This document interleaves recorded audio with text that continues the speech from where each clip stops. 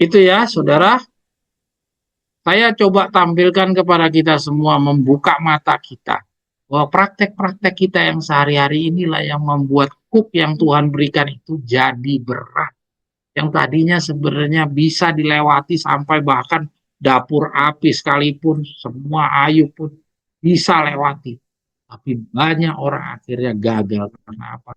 Dia mencipta-ciptakan sendiri bebannya sendiri. Sehingga kuk yang Tuhan berikan sebenarnya mampu diatasi, menjadi berat.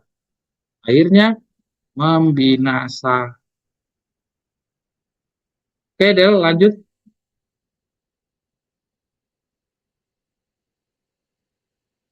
Nah, yang berikutnya ini kaitannya dengan masalah yang tadi kita bicara time setting. Jangan Anda anggap meremehkan petunjuk-petunjuk Nyonya White terkait dengan time setting itu, jangan Anda anggap remeh.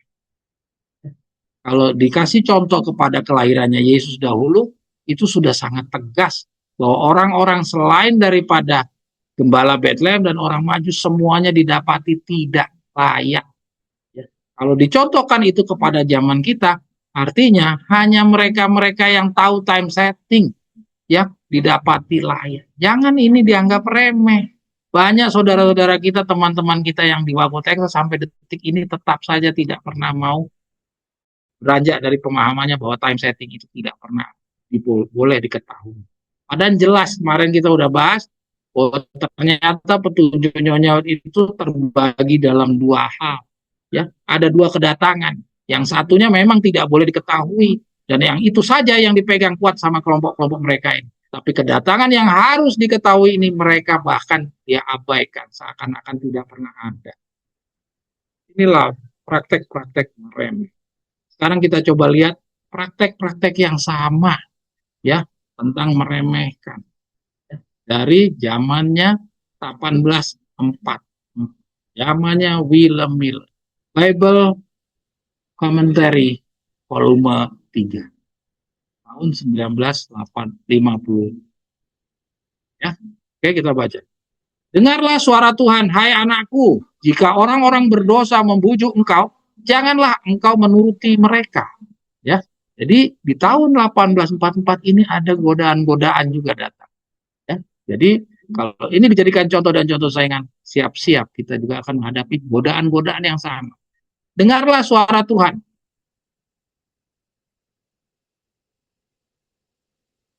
Hai anakku, jika orang-orang berdosa membujuk engkau, janganlah engkau menuruti mereka. Ya, jika orang berdosa membujuk engkau, janganlah engkau menuruti mereka. Mereka yang dikendalikan oleh Roh Allah harus menjaga agar kemampuan perseptif mereka tetap terjaga. Ini satu nyata nyonyawet dari tahun 1804. Karena waktunya telah tiba ketika integritas dan kesetiaan mereka kepada Allah dan satu sama lain akan diuji. Nah, itu di tahun 1844 itu diuji. Ya. Dan kalau ini dijadikan satu contoh dan contoh saingan bagi kita, maka ini juga akan menjadi alat uji. Mana pada saat alat uji ini akan dimunculkan, akan ada orang-orang yang membujuk engkau. Siapa dia? Ya otomatis orang yang berseberangan dengan cara berpikirnya Willem Miller. Janganlah melakukan ketidakadilan sekecil apapun untuk mendapatkan keuntungan bagi dirimu sendiri. Berbuatlah kepada orang lain, baik dalam perkara kecil maupun besar, sebagaimana kamu ingin, supaya orang lain berbuat kepadamu. Tuhan berfirman, kamu adalah saksi-saksiku. Kamu harus bertindak sebagai pengganti. Jelas-jelas ini lagi bicara tentang di porsinya Willem Miller. Ya, ini bicara tentang time setting. Seandainya tirai itu disingkapkan, Anda akan melihat alam semesta surgawi memandang dengan penuh ketertarikan kepada orang yang dicobai. Jika Anda tidak menyerah kepada Musa, ada sukacita di surga. Jika saran pertama yang salah terdengar, panjatkanlah doa ke surga, dan kemudian dengan tegas tolaklah godaan untuk merusak prinsip-prinsip yang dikutuk dalam firman Tuhan. Saat pertama kali godaan datang, hadapilah dengan cara yang tegas sehingga godaan itu tidak akan pernah terulang kembali. Jadi kita harus tegas. Kalau ada orang yang mempengaruhi kita harus tegas. Jangan kita ragu-ragu menolaknya. Berpalinglah dari orang yang telah berani menunjukkan praktek-praktek yang salah kepada Anda. Ya, jadi harus berani, saudara. Dengan tegas berpalinglah dari si pencoba dengan mengatakan, saya harus memisahkan diri dari pengaruhmu karena saya tahu kamu tidak mengikuti jejak juru selamat kita. Ya, saudara-saudara yang hidupnya masih berdampingan, hati-hati. Saudara harus tegas. Sister Oli, ya, ini bukan bacaan saya ini. Ini Nyonya White yang ngomong. Jadi saudara masih berada di tengah-tengah orang-orang yang bermacam-macam, saudara harus tegas. Meskipun Anda mungkin merasa tidak mampu untuk berbicara kepada mereka yang bekerja dengan prinsip yang salah, tinggalkan mereka. Ini Nyonya White yang ngomong. Penarikan diri dan sikap diam Anda mungkin akan lebih efektif daripada kata-kata. Jadi penarikan diri Anda, sikap Anda mungkin akan lebih efektif daripada kata-kata. Jadi akan lebih efektif kalau Anda yang meninggalkan pergaulan. Anda lepas dari bertemanan dengan mereka-mereka. Nehemia menolak untuk bergaul dengan orang-orang yang tidak memiliki prinsip yang benar. Dan ia tidak mengizinkan para pekerjanya bergaul dengan mereka. Lihat. Jadi jangan merasa kecil hati ya kalau dibilang orang kuper, orang nggak mampu bergaul lah, orang introvert lah, biarin aja. Kasih dan takut akan Allah adalah pelindungnya. Ia hidup dan bekerja dengan memandang dunia yang tidak kelihatan. Dan Daud berkata, aku telah menempatkan Tuhan selalu di depanku. Berani menjadi seorang Daniel, berani untuk berdiri sendiri. Dengan demikian seperti halnya Musa, Anda akan bertahan untuk melihat dia yang tidak terlihat.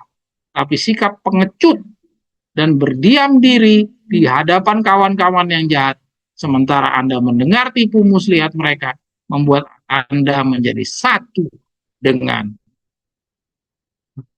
Adalah contoh dari Petrus, waktu masih 3,5. Jadi dibilang sini, kalau Anda seperti pengecut, berdiam diri di hadapan kawan-kawan yang jahat, sementara Anda mendengar tipu muslihat mereka, membuat Anda menjadi satu dengan mereka. Jadi percuma saudara mengatakan saya nggak gabung sama mereka, tapi kalau saudara ada di tengah-tengah mereka, ya Anda diam saja, tidak beralih atau pergi, di mata Tuhan Anda adalah bagian dari mereka. Beranilah berbuat benar. Itu saya kasih warna kuning. Jadi berbuat benar itu adalah apa? Berpisah, ya. Jadi harus berpisah. Janji Tuhan lebih berharga daripada emas dan perak bagi semua yang melakukan firman-Nya. Biarlah semua orang yang memperhatikan sebagai suatu kehormatan besar untuk diakui oleh Allah sebagai anak-anak. Oke, lanjut.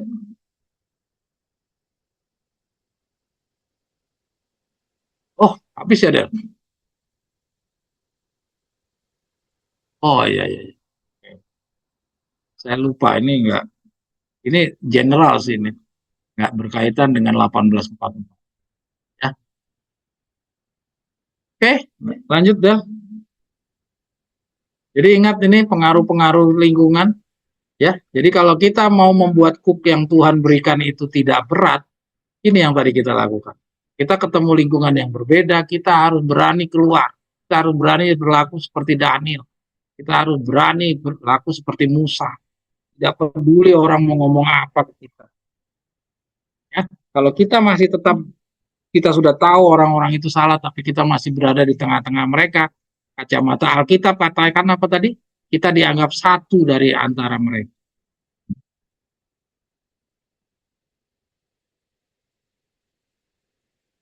Oke, yang berikutnya ini baru tahun 1844, sorry. Ini 1844. Ya, ini baru yang ini baru kecewaan yang terjadi di tahun 1844 ini menjadi pembelajaran.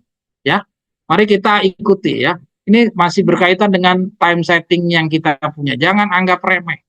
Namun sekali lagi mereka ditakdirkan untuk kecewa. Ya, waktu penantian telah berlalu dan juru selamat mereka tidak muncul. Dengan keyakinan yang tak tergoyahkan, mereka telah menantikan kedatangannya. Dan kini mereka merasakan seperti yang dirasakan Maria ketika ia mendatangi kubur juru selamat dan mendapati kubur itu kosong. Ia berseru sambil menangis.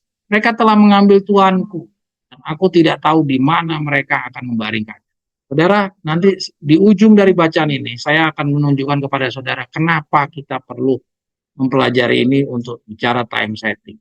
Ya, nanti kita akan lihat. Apa ini harus menjadikan satu pegangan bagi kita. Dunia telah melihat, berharap bahwa jika waktu berlalu dan Kristus tidak muncul, seluruh sistem Adventis akan ditinggalkan. Ya, jadi dunia telah melihat, berharap bahwa jika waktu berlalu dan Kristus tidak muncul, seluruh sistem Adventis akan ditinggalkan. Jadi seluruh dunia itu sinis ya kepada tahun 1844 itu. Jadi mereka mengira bahwa ini seluruh sistem Adventis akan ditinggalkan kalau memang benar-benar tidak terjadi kedatangan Yesus yang kedua kali. Tapi sementara banyak orang di bawah godaan yang kuat menyerah pada iman mereka, ada beberapa orang yang tetap berdiri teguh. Ya, buah-buah dari gerakan Advent, roh kerendahan hati dan pencarian hati meninggalkan dunia dan reformasi kesehatan yang reformasi kehidupan yang telah menyertai pekerjaan itu. Bersaksi bahwa pekerjaan itu berasal dari Allah. Ya, saya mau menunjukkan kutipan ini kepada kita, itu maksudnya apa? Ya, kita kemarin sudah kita ikuti pembelajaran kita tentang time setting. Di mana pembelajaran dari time setting ini ada orang-orang yang mengira 2026, ada yang mengira 2027, ada juga yang terpengaruh ragu akhirnya bilang 2028, 2029. Sehingga ada orang yang saya nunggu aja lah peristiwa itu datang. Ternyata dari yang kita pelajari dari contoh kelahirannya Yesus, kita tidak boleh ya meragukan, kita harus terima semua apa yang ditunjukkan oleh petunjuk tulisannya nyawa. Jadi kalau 2027 ya terima. Jangan kita coba tawar-tawar 2026 atau 2020. Bacaan ini saya mau menunjukkan kepada saudara-saudara semua, bagi orang-orang yang punya keraguan. Kalau nggak tergenapi bagaimana? Kalau tidak tergenapi lalu bagaimana? Ya, saya kemarin sudah jawab dari pengalamannya 1844. Kita sudah sama-sama baca bahwa tidak ada orang yang boleh meragukan tahun 1844. Semua orang-orang yang menjadi penyelidik-penyelidik penerus dari time setting tersebut yang mengikuti kelompoknya Ellen G. White adalah orang yang bersungguh-sungguh, bukan orang yang ragu-ragu, orang-orang yang mengira 2026, 2027, atau 2028, atau 2029. Atau saya nunggu aja deh yang benar yang mana. Atau bahkan orang-orang yang menolak time setting. Bukan.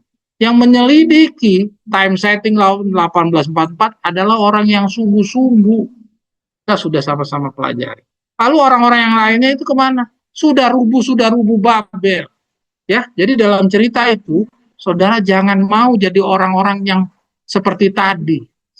Tuhan menuntut setiap apa yang Tuhan sampaikan, itu kita harus sungguh-sungguh percaya.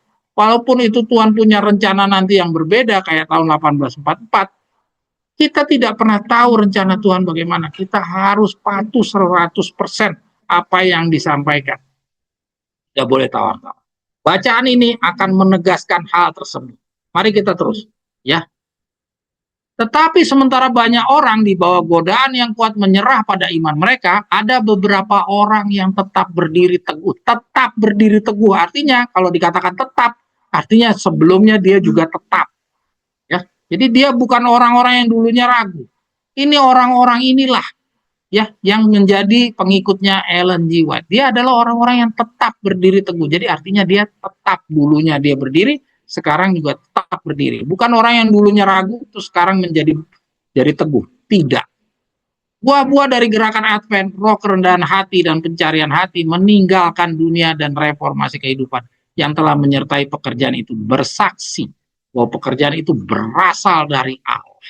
Jadi mereka yakin, tetap teguh bahwa walaupun itu salah, 1844 ternyata Yesus tidak datang kedua kali, dia katakan itu berasal dari Allah. Dia yakin. Mereka tidak berani menyangkal bahwa kuasa Roh Kudus telah menyaksikan pemberitaan tentang kedatangan yang kedua kali. Ya. Mereka tidak berani menyangkal. Mereka tidak berani menyangkal. Ya. Kalau mereka tidak berani menyangkal, maka kita pun, ya, ini persiapan kita kalau misalkan 2027 itu tidak tergenapi, tapi harusnya tergenapi karena kita udah hitung semuanya. Ini saya hanya menampilkan supaya kita jangan jadi orang-orang yang berada di pihak yang kedua, yang tawar-tawar hati tadi. Kita harus tetap berada di dalam kelompok yang yakin. Karena orang-orang yang mempelajari bersama-sama Nyonya White ini adalah kelompok yang tetap yakin. Jadi nggak ada alasan untuk kita tetap tidak berkeyakinan. Ya. Mereka tidak berani menyangkal bahwa kuasa Roh Kudus telah menyaksikan pemberitaan tentang kedatangan yang kedua kali, dan mereka tidak dapat menemukan kesalahan dalam perhitungan mereka tentang masa-masa kenabian. Jadi mereka jujur, ya. Lawan-lawan mereka yang paling hebat sekalipun tidak berhasil melemparkan sistem penafsiran kenabian mereka. Jadi ini murid-muridnya Ellen G. White bersama-sama Ellen G. White ini tetap kekeh, tetap percaya bahwa time setting mereka tidak salah. Time settingnya William Miller tidak salah. Mereka nggak tergoyahkan walaupun ada orang-orang yang mencoba melemparkan sistem penafsiran kenabian. Mereka itu salah. Mereka tetap bertahan. Kita harus seperti itu. Apapun juga terjadi. Mereka tidak dapat menyetujui tanpa bukti Alkitab. Artinya mereka nggak mau dari di luar Alkitab. Dia nggak mau di luar dari demikian firman Tuhan. Untuk meninggalkan posisi-posisi yang telah dicapai melalui studi yang sungguh-sungguh dan penuh doa terhadap Alkitab. Oleh pikiran yang diterangi oleh Roh Allah dan hati yang menyala-nyala oleh kuasanya yang hidup. Jadi kepemimpinan Ellen G. White untuk tetap bertahan seperti itu diterangi oleh Roh Allah dan hati yang menyala-nyala oleh kuasanya yang hidup. Walaupun itu salah, tapi Roh Allah tetap ada di dalam pribadinya Ellen G. White. Posisi-posisi yang telah bertahan dari kritik yang paling tajam tuh. Dia dapat kritikan yang paling tajam, dia tetap bertahan. Ya, kita juga demikian ya, apapun yang terjadi jangan goyang. Dan pertentangan yang paling pahit dari para guru agama yang populer dan orang-orang bijak duniawi dan yang telah berdiri teguh melawan kekuatan pembelajaran dan kefasihan dan ejekan serta cercaan baik dari yang terhormat maupun yang hina. Semua orang nyerang Ellen G. White. Benar telah terjadi kegagalan dalam acara yang diharapkan. Tetapi hal ini pun tidak dapat menggoyahkan iman mereka dalam firman Tuhan. Ini adalah contoh kepada kita apapun juga. Mau jadi, mau tidak jadi, kita harus punya iman setegar Ellen G. White. Allah tidak meninggalkan umatnya. Allah tidak tinggalkan, saudara, Allah tidak tinggal.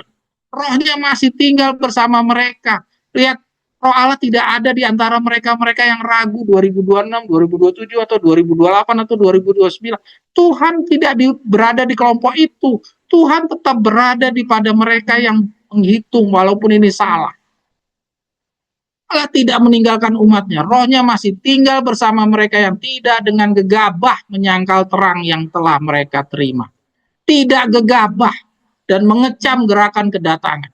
Di dalam surat Ibrani terdapat kata-kata penghiburan dan peringatan bagi mereka yang sedang diuji dan menanti-nantikan pada masa krisis ini. Ya, jadi ada hiburan dari Ibrani. Apakah itu? Karena itu janganlah kamu sia-siakan pengharapanmu yang beroleh upah yang besar, sebab kamu harus bertekun dalam kesabaran, supaya sesudah kamu melakukan kehendak Allah, kamu dapat menerima apa yang dijanjikan itu. Jadi sudah dikasih tahu di dalam Ibrani bahwa kamu harus bertahan. Jadi sudah diramalkan. Tinggal sedikit waktu lagi dan ia akan datang itu akan datang. Ya, jadi sedikit lagi waktu dan ia tidak akan tinggal diam. Sekarang orang benar akan hidup oleh iman. Tapi jikalau ada orang yang mundur, maka jiwaku tidak berkenan kepadanya. Nah, lihat. Jadi kalau nanti 2027 itu misalnya tidak tergenapi, jangan undur. Kalau saudara undur, jangan harap Tuhan berkenan kepada dia. Ya, kalau kita sudah yakin, sudah kita uji, sudah lihat bahwa hasil hitungan 2027 itu murni berasal dari demikian firman Tuhan, yakinlah bahwa Tuhan akan jaga saudara. Tuhan tetap berada di antara saudara. Saudara harus melakukan pengujian kembali. Dan Roh Allah akan memimpin saudara untuk terus di dalam pengujian saudara. Jangan mundur. Kalau saudara mundur, alangkah sayangnya. Kemarin-kemarin saudara sudah mundur, sudah meninggalkan semuanya, berpisah, ya, meninggalkan kehidupan kota dan segala macamnya. Terus saudara harus kalah. Tuhan nggak berkenan katanya. Ya, Tuhan berkenan kepada orang yang tetap kekeh bertahan. Tetapi kita tidak termasuk orang-orang yang menarik diri kepada kebinasaan. Tetapi kita termasuk orang-orang yang percaya kepada keselamatan jiwa. Ibrani 10 ayat 35 sampai 30. Saudara-saudara, kenapa saya berani tampilkan ini kepada kita semua? Apa? Karena Nyonya White pakai gunakan kata-kata kita. Kalau kata-kata itu adalah kami, mungkin saya tidak berani bawa ini kepada kita semua. Tapi karena kata-kata ini dia gunakan kita, maka kita sebagai pembaca juga bagian dari bacaan ini.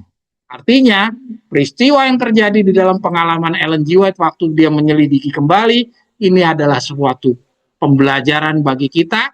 Kalau misalkan time setting nanti tidak tergenapi, kita harus sekekeh dan setegar Ellen G. White. Bahwa peringatan ini ditunjukkan kepada gereja di akhir zaman. Nah, lihat tuh. Ya, itu tegas lagi tuh, lebih tegas. Terbukti dari kata-kata menunjukkan kedekatan kedatangan Tuhan. Tinggal sedikit waktu lagi. Ya, dan Ia yang akan datang itu akan datang dan tidak akan tinggal diam. Dan jelas tersirat bahwa akan ada penundaan yang tampak dan bahwa Tuhan akan tampak tinggal. Ya, ini penundaan dari 1844 tertunda sampai nanti kedatangan yang 2031, karena harapannya William Miller kan kedatangan yang 2 kali. Jadi nanti tidak akan ada penundaan lagi. Ya. Instruksi yang diberikan di sini secara khusus disesuaikan dengan pengalaman umat Advent pada saat ini. Tuh, lihat. Jadi salahkah kalau saya bawa ini sebagai satu nasihat kepada kita supaya tetap kita bertahan sekuat Ellen G. White dahulu? Salah? Jelas tidak. Orang-orang yang dituju di sini berada dalam bahaya karamnya iman. Tuh. Jadi kita ini berada di dalam bahaya karamnya iman. Saudara-saudara yang kena pengaruh tadi yang ragu 2026 kah, 2027 kah, 2028, atau yang nanti aja saya tunggu. Anda berbahaya, berada dalam bahaya karamnya iman. Mereka telah melakukan kehendak Allah dengan mengikuti tuntunan rohnya dan firmannya. Namun mereka tidak dapat memahami tujuannya dalam pengalaman mereka di masa lalu. Dan mereka juga tidak dapat melihat jalan di depan mereka dan mereka tergoda untuk meragukan apakah Allah benar-benar memimpin mereka. Pada saat itu firman Tuhan berlaku. Sekarang orang benar akan hidup oleh iman. Ya, di dalam nubuatan berbicara kita udah sama-sama lihat iman itu harus ditambah perbuatan. Dan ini bagian dari perbuatan. Ya, kalau ini kita imani, maka kita harus juga laksanakan. Yaitu apa? Tidak ragu. Saat cahaya terang dari seruan tengah malam telah menyinari mereka telah melihat nubuatan-nubuatan yang belum disingkapkan dan tanda-tanda dengan cepat digenapi yang memberitahukan bahwa kedatangan Kristus sudah dekat. Mereka telah berjalan seolah-olah dengan penglihatan. Tetapi sekarang tertunduk karena harapan yang mengecewakan. Mereka hanya dapat bertahan hanya dengan iman kepada Allah dan firman-Nya. Dunia yang mencemooh berkata, kamu telah tertipu, lepaskanlah imanmu, dan katakanlah bahwa gerakan kemunculan itu berasal dari iblis. Tetapi firman Allah mengatakan, jika seseorang menarik diri, jiwaku tidak berkenan kepadanya. Kita mau ikut siapa? Mau ikut orang-orang dunia yang mengatakan, udah lepaskanlah semuanya itu. Kita mau ngikutin Tuhan atau ngikutin orang dunia? Pilihan ada di tangan Anda semua. Ya, tapi firman Allah mengatakan jika seseorang menarik diri, jiwaku tidak berkenan kepadanya. Meninggalkan iman mereka sekarang dan menyangkal kuasa Roh Kudus yang telah menyertai pekabaran itu, berarti mereka sedang ditarik kembali ke arah kebinasaan. Saudara lihat, ini nasihat bagi kita. Jadi kita tidak ada alasan untuk meragukan 2027. Kita harus yakin apapun yang terjadi, kita akan gali lagi, kita akan belajar lagi kalau itu pun salah. Jadi sampai sedetik ini, bacaan ini memperlihatkan kita tidak diizinkan untuk ragu. Ya, mereka didorong untuk bertekun oleh kata-kata Paulus. Karena itu janganlah kamu membuang kepercayaanmu. Kamu harus bersabar karena tinggal sedikit waktu lagi, tinggal 1 tahun sekian bulan. Dan dia yang akan datang akan datang dan tidak akan tinggal diam. Ini ada dua nih, orang Advent ini nggak dievaluasi pada saat baca, nggak dikoreksi ya, nanti dibenahi aja. Satu-satunya jalan yang aman bagi mereka, ini jalan yang aman ini katanya. Satu-satunya, nggak ada dua, satu-satunya. Bagi mereka adalah menghargai terang yang mereka terima dari Allah. Berpegang teguh pada janji-janjinya dan terus menyelidiki Alkitab serta dengan sabar menanti dan berjaga-jaga untuk menerima terang yang lebih besar lagi. Jadi nggak ada alasan untuk ragu. Saudara-saudara yang punya ragu tadi yang 2026 kah, 2027, 2008, ayo bangun, tinggalkan semua pengaruh-pengaruh tetangga-tetangga saudara atau teman-teman saudara atau siapapun yang mempengaruhi Anda sampai Anda berpikir demikian. Tinggalkan.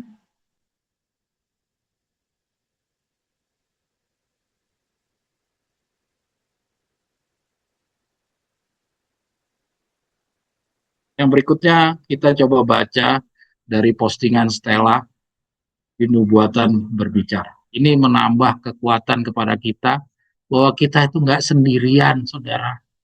Ya, kita nggak sendirian menjalani semuanya. Saudara siap seperti tadi, betapa beratnya seorang Ellen G. White ketika time setting itu salah. Ellen G. White digoyang untuk suruh tinggalkan. Tapi betapa istimewanya Ellen G. White. Ya, dia tetap bertahan. Ini semua ditulis bagi kita untuk menjadi contoh. Oh, kita harus bertahan. Goncangan itu akan kencang sekali.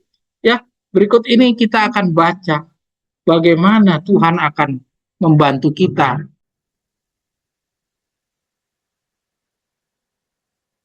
Ya, nomor 5 dulu. Tapi kayaknya nggak selesai, yang kelima nggak apa-apa kita baca.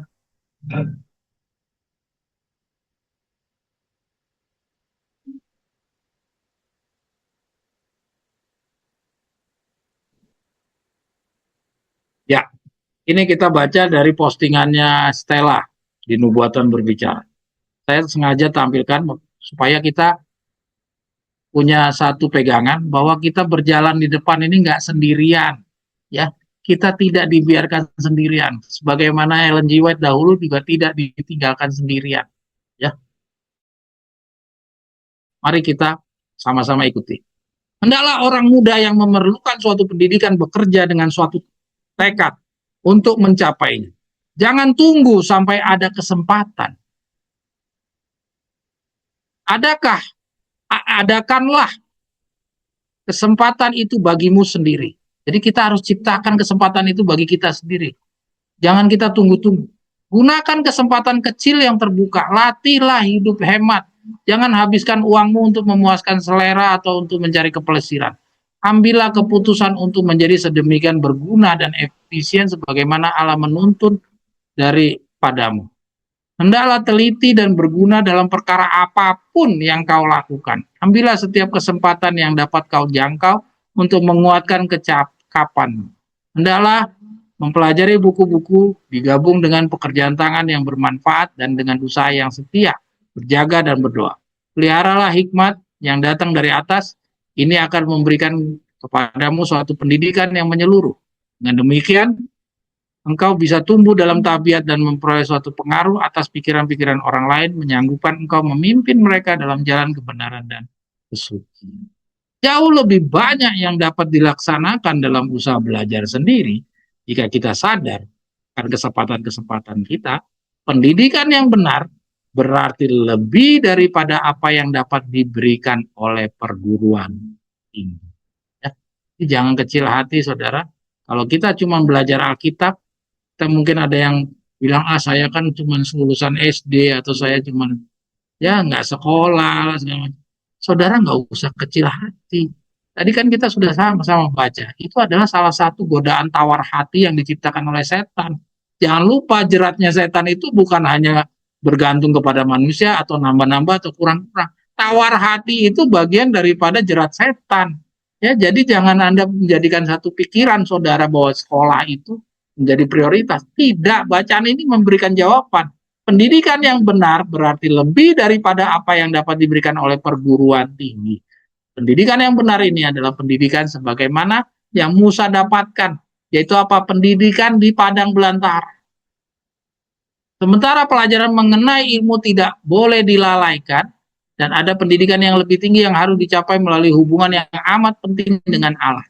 Ada pendidikan yang lebih tinggi.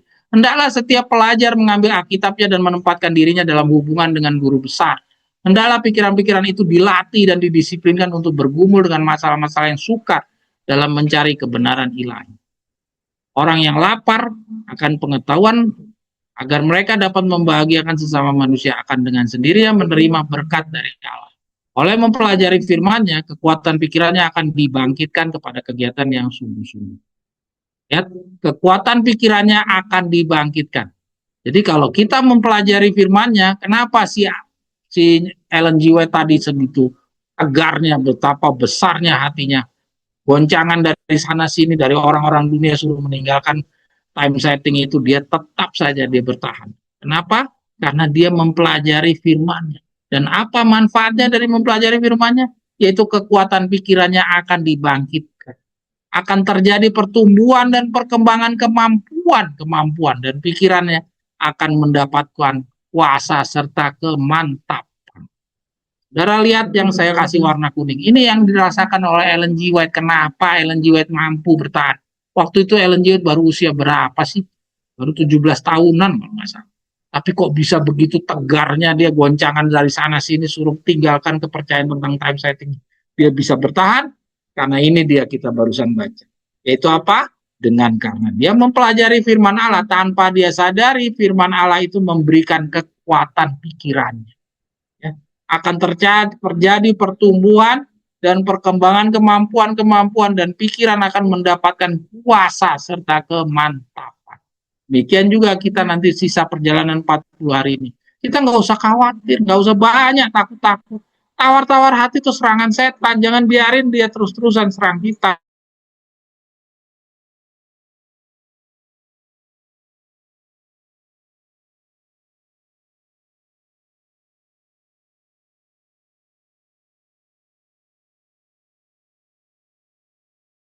Kekuatan pikiran. Dapat dari mana kekuatan pikirannya? Dari karena mempelajari firman-Nya.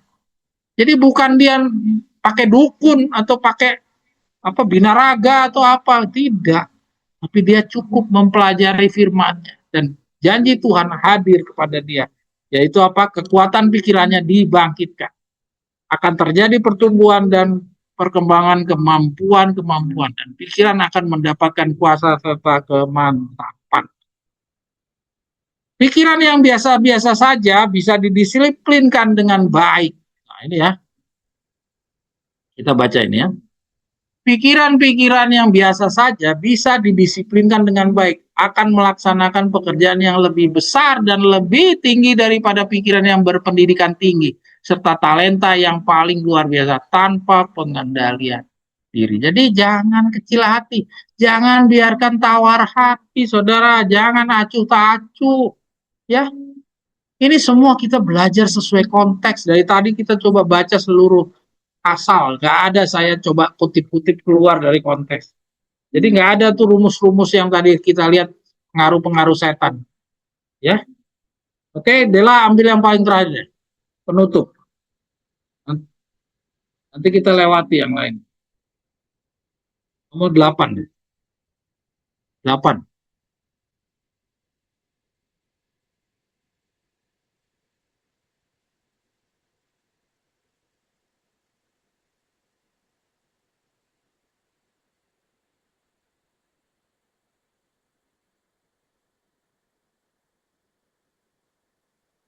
Saudara-saudara, yang 8 ini kembali lagi mengingatkan kita. Jangan kira-kira saudara berada di dalam kelas yang sudah paling terakhir ini, sudah kelas yang mempelajari gulungan-gulungan kebenaran, saudara aman tidak akan jatuh. Saudara masih berpotensi jatuh. Mari kita baca. Pancaran cahaya dari umatnya ada yang makin terang, ada yang redup, dan padam. Ya. Sekali lagi firman itu datang. Lihatlah. Dan sekali lagi saya melihat dengan sungguh-sungguh ke seluruh dunia. Dan saya mulai melihat pancaran-pancaran cahaya seperti bintang bintang-bintang bertaburan di seluruh kegelapan ini. Dan kemudian saya melihat satu lagi dan satu lagi cahaya yang lain. Dan demikianlah di seluruh kegelapan moral ini, cahaya-cahaya seperti bintang-bintang itu semakin bertambah-tambah. Dan malaikat itu berkata, inilah mereka yang percaya kepada Tuhan Yesus Kristus dan yang menuruti perkataan Kristus. Mereka adalah terang dunia, dan jika bukan karena terang ini, penghakiman Allah akan segera menimpa para pelanggar hukum Allah. Ya. Jadi dilambangkan seperti kayak bintang-bintang. Kemudian saya melihat pancaran kecil-kecil cahaya itu makin lama makin terang, memancar dari timur dan ke barat, dari utara ke selatan dan menerangi seluruh dunia. Kita lanjut. Kadang-kadang salah satu dari lampu-lampu itu mulai meredup dan yang lainnya padam. Dan setiap kali hal itu terjadi, ada kesedihan dan tangisan di sorga. Dan beberapa dari lampu-lampu itu akan menjadi semakin terang dan semakin terang, dan kecemerlangannya menjangkau jauh, dan lebih banyak lagi lampu-lampu yang ditambahkan padanya. Lalu ada sukacita di sorga. Saya melihat bahwa pancaran-pancaran cahaya itu datang langsung dari Yesus untuk membentuk pancaran-pancaran cahaya yang berharga ini di dunia. Yang kita perlu soroti di sini, kata-kata di sini. Nah, bintang-bintang ini dilambangkan dengan kita-kita, ya. Katanya apa? Kadang-kadang salah satu dari lampu-lampu itu mulai redup, ya. Mudah-mudahan pembelajaran-pembelajaran kita ini tidak membuat lampu-lampu kita redup, tapi melainkan menambah lampu-lampu kita semakin cemerlang. Lalu yang lainnya, hati-hati saudara, awalnya redup, kemudian padam. Jangan sampai kita adalah dari jenis lampu-lampu yang seperti ini. Semoga kita waspada ya, tidak hanya bergantung kepada manusia, tidak hanya waspada terhadap nambah-nambah dan kurang-kurang, terus juga jangan kita waspada hanya kepada hal-hal yang orang-orang sombong. Tapi juga kita waspada terhadap jerat-jerat yang tadi, yang benar-benar bersentuhan langsung dengan kehidupan kita sehari-hari, yaitu tawar hati, tidak peduli sama kebenaran, acu tak acu, cuman kalau ada Zoom aja belajar, kalau yang lainnya enggak, ya. Terus juga jangan terpengaruh sama orang-orang. Gunakan cara yang paling aman. Satu-satunya yang paling aman tadi apa? Berdoa dan belajar akan kebenaran. Jadi belajar akan kebenaran itu sama halnya seperti Ellen G. White tadi, membuat dia punya kuasa. Dia membuat apa? Yang tadi tuh, dibikin kemantapan katanya Nyonya. Tanya tulisan Ellen G. White. Jadi kenapa Ellen G. White yang usia masih belasan tahun waktu itu bisa betapa kuatnya mentalnya, godaan dari sana sini, karena dia belajar kebenaran. Belajar kebenaran itu membuat dia jadi kuat. Nah, marilah kita tiru contoh dan contoh-contoh yang sudah memberikan kepada kita bukti-bukti kemenangan. Jangan ragu, saudara. Jangan juga percaya sama orang-orang yang meragukan time setting. Bukan Roh Allah yang memimpin mereka. Berhenti ya, berhenti. Jangan biarkan kita sekarang diwajibkan untuk percaya 100% terhadap hitungan 2027. Apapun yang terjadi, Tuhan tetap berada di paha pada orang-orang yang percaya kepada 2027. Apapun yang terjadi, mau ada itu terjadi atau tidak terjadi, kita jangan undur. Tadi kita sudah sama-sama baca, yang undur adalah orang-orang yang Tuhan tidak berkenan kepada dia. Amin. Mari kita tutup sabat